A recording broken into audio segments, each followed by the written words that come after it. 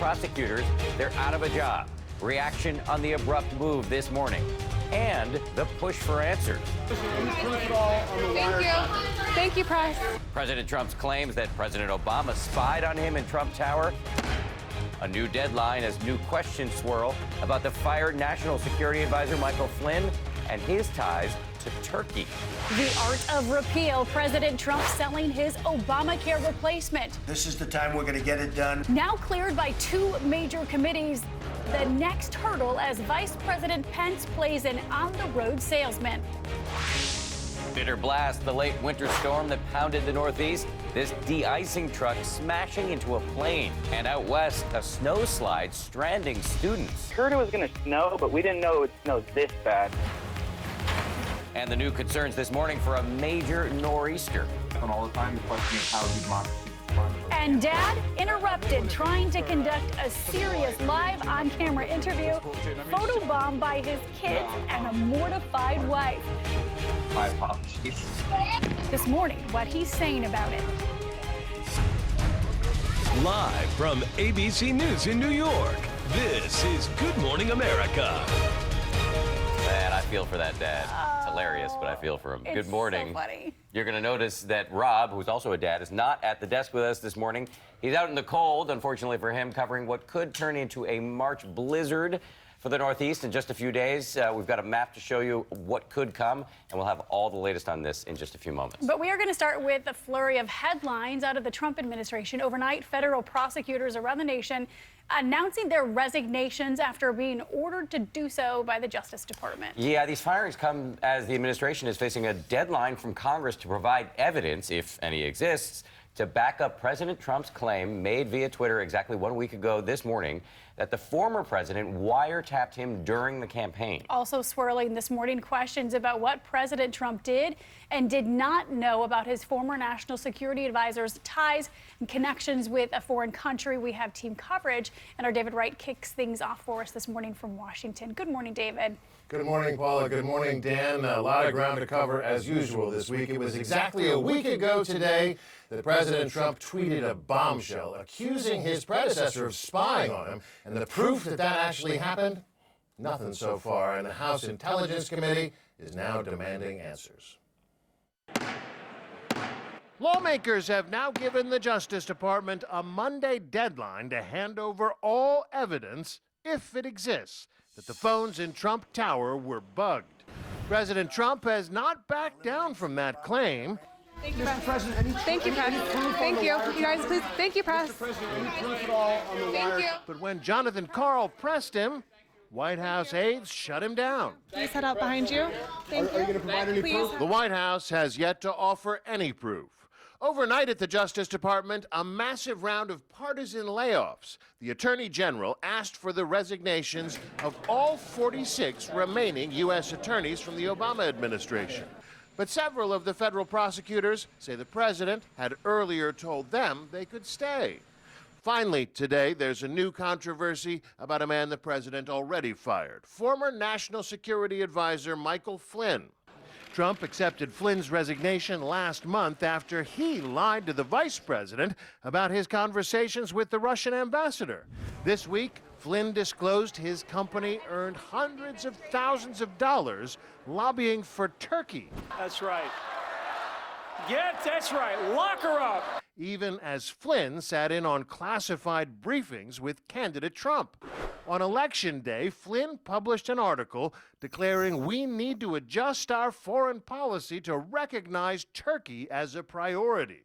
But the White House says the president was unaware until this week that his trusted aide was moonlighting. Are you saying the president was not aware that Lieutenant General Michael Flynn was acting as a foreign agent when he appointed him to be National Security Advisor? Correct. Well, and just remember, you wouldn't know that until he filed. He didn't file till 2 days ago, so therefore nobody would have known that because he hadn't filed as a foreign agent until 2 days ago. Now, Flynn's lawyer insists that the Trump campaign was fully briefed about his work on behalf of Turkey. The White House pushes back, though, saying that the president did not get that message until Flynn registered as a foreign agent. That happened this week when he declared $500,000 in lobbying fees. Paula? All right, David Wright, thanks for reporting from Washington this morning. And the administration is busy making the case for repealing and replacing Obamacare. President Trump meeting with lawmakers, and this weekend the vice president is heading to Kentucky. Now, Trump predicts the health care bill will pass expeditiously despite opposition from members of his own party. And Gloria Riviera is in Washington to give us the very latest on this. Hi, Gloria. Good morning, Paula. That's right. There are no guarantees the president's new bill will pass quite as quickly as he would like. This is really President Trump's first legislative battle. The bill catching heat from doctors, nurses, the AARP, and many on both sides of the aisle. This morning, the White House making its big push to overhaul Obamacare. President Trump praising Republican leaders and their version of the American Health Care Act. The bill already clearing 2 major committees, but faces more next week for approval. This is the time we're going to get it done. We're working together. We have some great results. We have tremendous spirit. This is major entitlement reform. We're going to restore power to the states. We're really committed to fixing this individual insurance market. Today, Vice President Mike Pence hitting the road to make the big pitch, traveling to Kentucky. But the new plan could be a tough sell in this state, where many more Kentuckians obtained health care with the ACA. Kentucky Senator Rand Paul and Governor Matt Bevin are not yet sold on the new proposals. I think it's dead on arrival. I don't think conservatives will vote for it. We do agree on repeal. We just don't quite agree on replacement, and I just don't think it's going to happen. The bill is set to be on the House floor by the end of the month, but with major opposition by some party members and many Trump voters. The American Medical Association and the American Hospital Association are against it. One analysis projects up to 10 million fewer Americans would have health insurance. While White House officials and some top Republicans are fully committed and convinced it's the best option. This is the closest we will ever get to repealing and replacing Obamacare. One of the major points of contention is just how quickly the Medicaid expansion under Obama, that's the state and federal insurance plan for the needy, will be phased out. Delays on the overall bill could be problematic. The president has a lot riding on this. Dan, Paula? He does. Gloria, thank you. So much news to discuss this morning. Let's bring in ABC News political analyst Kristen Soltis Anderson, who's also in Washington this morning. Kristen, good morning. Good morning. Good morning again. President Trump predicted, as is predicting, a fast passage of this health care bill. Do you think he's on target?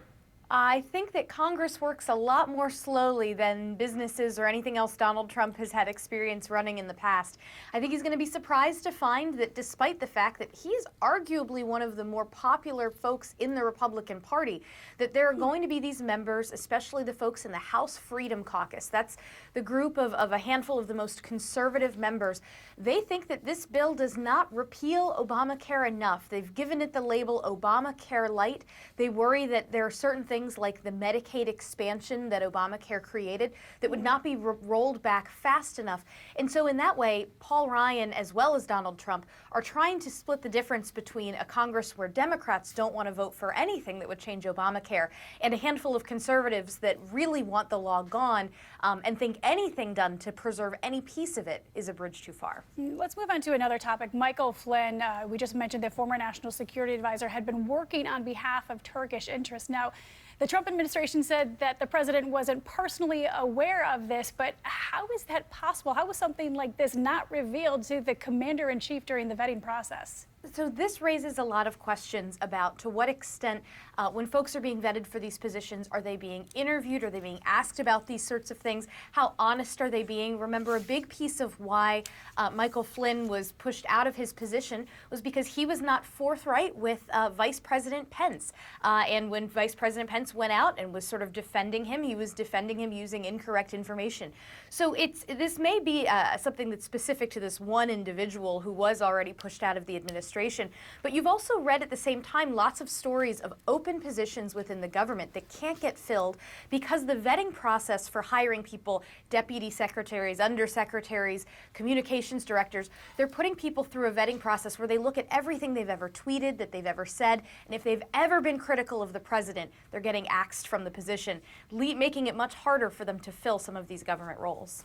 Kristen Soltis-Anderson, we appreciate your analysis on a Saturday morning. Thank you very much. Thank you. From a flurry of news and politics, we now move to severe weather. And turns out Punxsutawney Phil, he may have been correct with his prediction that 6 more weeks of winter were in store. We have storms on both coasts. Another is on its way. Rob is in New York Central Park with more. So apparently, Rob, we have to give Punxsutawney Phil a little credit here. I guess so. I mean, he got February wrong for sure, but now we're back in it, aren't we? What a surreal scene it is here in Central Park. I mean, the sun's coming up. I hear the birds chirping, but there's snow on the grass and there's daffodils popping up through that snow.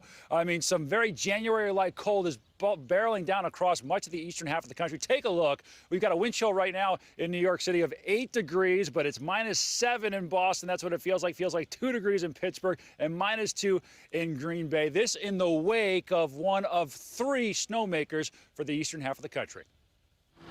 This morning, cold air pouring in after a March snowstorm in the Northeast. Overnight in Boston, Alaska Airlines Flight 769 smashing into a de-icing truck at Logan International Airport. The bucket portion of the de-icer clipping one of the plane's wings. Firefighters rescuing the trapped worker. And then they stopped the plane and they eventually came over the speaker and said that they had had an incident with the ice truck.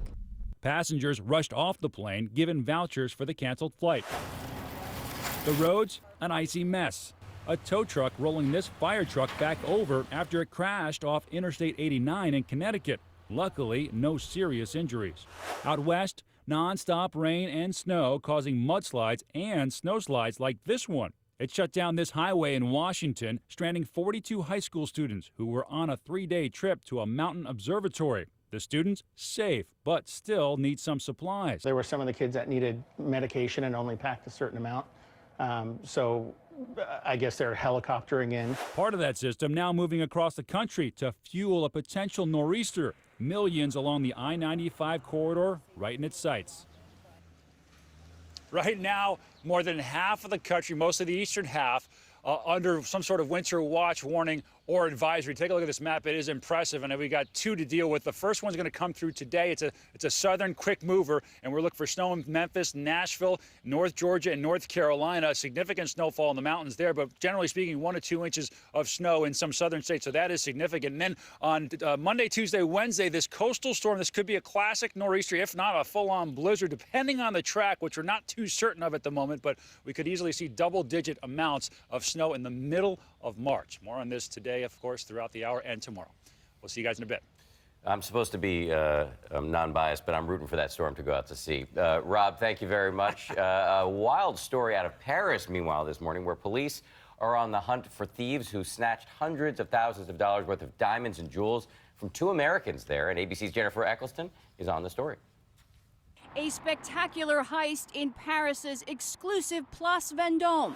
$400,000 in jewelry, including diamonds, snatched from an American couple in this parking lot Thursday night. French police tell ABC News the thieves on scooters luring in the victims by telling them that their tire is flat. When the trusting tourists check, that's when the robbers use the distraction to swipe several bags from the car. The thieves were unarmed and now on the run. The high-stakes caper following several high-profile Parisian stick-ups.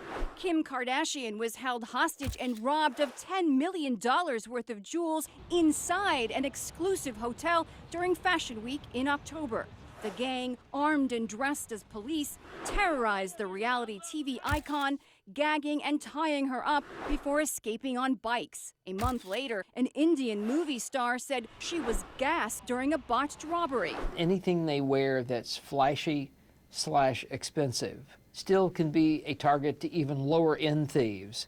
Anytime you have an item that's worth a lot of money, and you can't just pick it up and carry it around and stick it in your car, because you are then vulnerable to being robbed. Paris is still a top tourist destination, and despite security concerns, French officials have insisted that the city remains safe for all visitors. Dan and Paula? Let's hope so. Jennifer, thank you very much.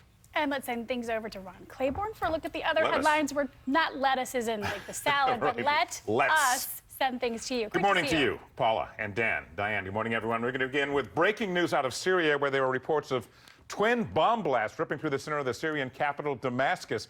The Iraqi Foreign Ministry is saying 40 Iraqis were killed and 120 others injured in that attack in Syria. The group was visiting a holy shrine when those bombs went off. And in South Korea, 3 people are dead and dozens more injured in clashes between police and supporters of South Korea's ousted president. Nearly 20,000 officers are being deployed as officials brace for more violence on the streets of Seoul since the country's first female leader was removed from office in a corruption scandal. And back here in the U.S., the commandant of the U.S. Marine Corps are now calling for a task force to examine the origins of the military's illicit photo sharing scandal and calling on the victims to step forward. Hundreds of explicit photos of females from every military branch were posted on an image sharing website called Anon-Ib. And in Washington, D.C., Muhammad Ali Jr. says for a second time he was detained and questioned at a U.S. airport. The TSA says that agents at Reagan National Airport were called to verify his identity when he checked in for his flight on Friday.